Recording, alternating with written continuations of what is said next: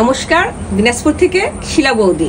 আমি আজকে আপনাদের সাথে শেয়ার করব এই যে নারকেল বাজার থেকে কিনে এনেছি। তো এটা ছিলেছি সুন্দর করে আমার ছেলেকে দিয়ে। তারপর এটা আমি ভাঙার পরে কিভাবে সাদা ধবধবে নারকেল নাড়ু করতে হয় সেটাই শেয়ার করতে যাচ্ছি আপনাদের সঙ্গে। তো দেখতে থাকুন। আগে এটা ফাটাবো।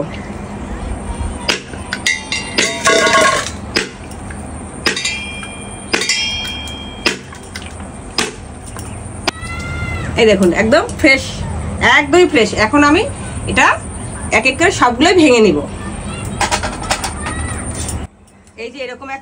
এই যে এরকম সাদা ফ্রেশ ছিল ভিতরে, প্রত্যেকটা নারকেলই ভালো ছিল। তো এখন এরকম একটা কোড়া নিয়ে নিব, নিয়ে আমি এখন পোড়াবো এরকম করে।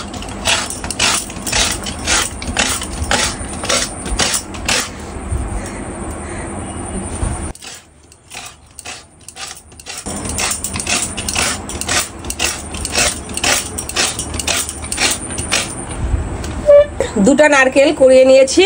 তা আমি এটাতে মাপ দিয়ে নেবো, যেহেতু চিনির তো এটা মেপে মেপে পড়বে। এখানে দেখুন এটা একটা, এটা দুটো হবে, দুটো নারকেলের দুটো। এই যে দেখুন এটা মেপে ফেলে দিলাম। এটা এখানে আমি একটা দুধের প্যাকেট নিয়েছি, আমি গুঁড়ো দুধ নিয়েছি।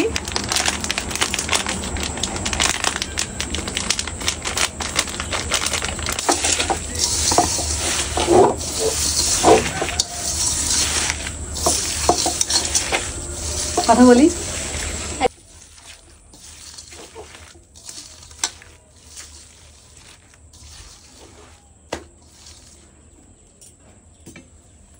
জল দিয়ে দেবো একটু, বেশি দেবো না, যেহেতু চিনির জল উঠবে, দুধের আছে। আর না,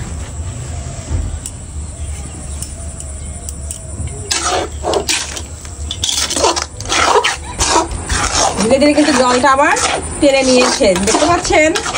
এই যে দেখুন অনেক সুন্দর, আর কি ধবধবা সাদা হয়েছে।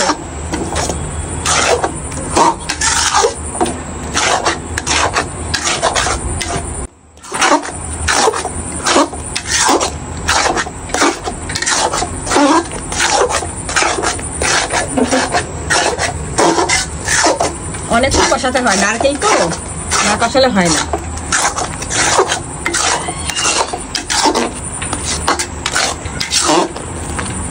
এই যে দেখুন আমার কিন্তু হয়ে গেছে, পাকটা প্রায় শেষ। এই যে স্যাঁচাইটা কমে গেছে, স্যাঁচাইটা কমে গেলে ভাববেন হয়ে গেছে।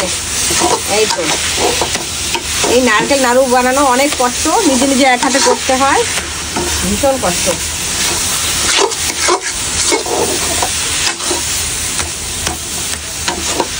এখন আমি প্লেটে ঘি দিয়ে শুধু একটু ডলা দিয়ে দেবো, ব্যাস আমার নারকেল নাড়ু প্রায় কমপ্লিট।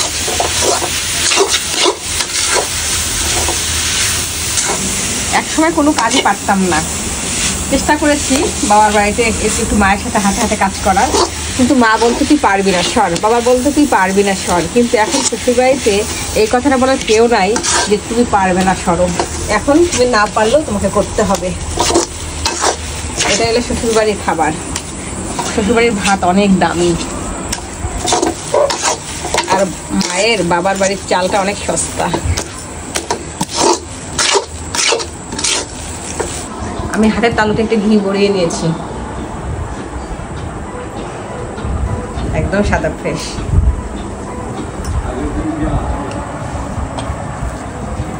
ফাইনালি আমাদের কিন্তু নাড়ু বানানো হয়ে গেছে। এই যে দেখুন কেমন হয়েছে, অবশ্যই কিন্তু কমেন্টস করে জানাবেন। এখন আমি যে কাচের জার নিয়েছি, কারণ কাচের জারে নারকেলের নাড়ু টাড়ু এগুলো ভালো থাকে। আমি এক এক করে সবগুলো ভরে এখন সুন্দর করে রেখে দেবো। আর আমার মেয়ে তো ভীষণ পছন্দ করে, আমার ঘরে তো একটা মা দুর্গা আছে, আপনারা তো সবাই জানেন। আমার মা দুর্গাটা ভীষণ পছন্দ করে এই চিনির দিয়ে দুধ দিয়ে বানানো, ও গুড়েরটা একদমই খেতে চায় না। আর আমার তো বাপু গুড়েরটাই বেশি ভালো লাগে।